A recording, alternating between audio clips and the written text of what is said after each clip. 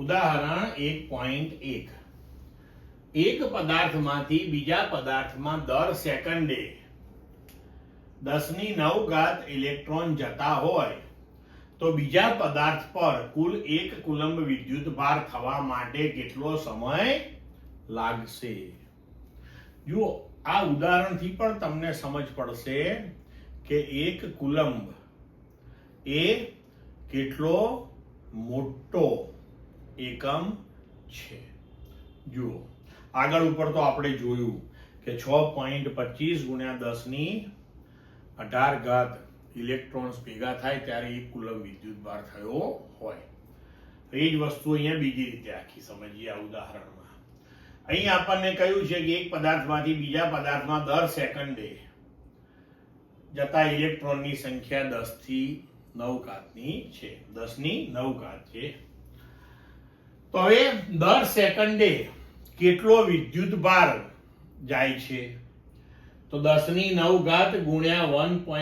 × 10⁻⁻⁹ આટલો વિદ્યુત ભાર દર સેકન્ડે એક પદાર્થમાંથી બીજા પદાર્થમાં જાય છે.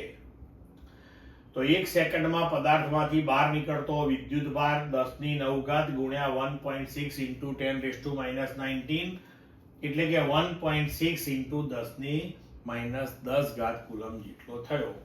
તો એક સેકન્ડમાં પદાર્થમાંથી આટલો વિદ્યુત ભાર જો બહાર નીકળતો હોય તો બીજા પદાર્થ ઉપર આટલો જ જમા થતો હોય. તો એક સેકન્ડમાં બીજા પદાર્થ પર જમા થતો વિદ્યુત ભાર બરાબર 1.6 × 10⁻10 કુલંબ.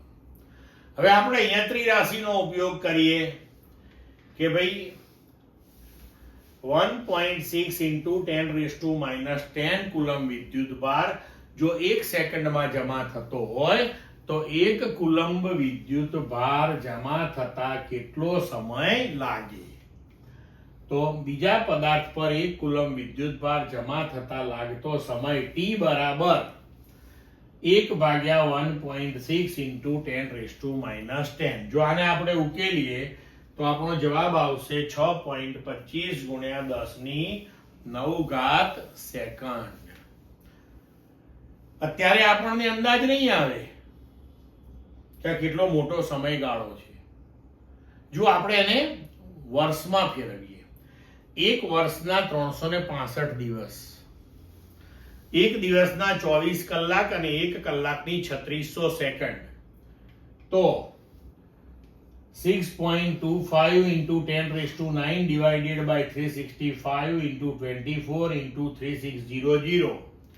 તો આનો જવાબ આવશે લગભગ 198 વર્ષ. હવે જુઓ તમે, 10⁹ એટલે કેટલા ઇલેક્ટ્રોન થયા? 1 બિલિયન, 100 કરોડ. એક સેકન્ડમાં જો 100 કરોડ ઇલેક્ટ્રોન એક પદાર્થ ઉપરથી બીજા પદાર્થ ઉપર જાય ત્યારે 198 વર્ષે 1 કુલંબ વિદ્યુત ભાર બીજા પદાર્થ ઉપર જમા થાય. કેટલો ભયંકર મોટો એકમ કહેવાય. હવે સમજ પડી? ક્લિયર મિત્રો?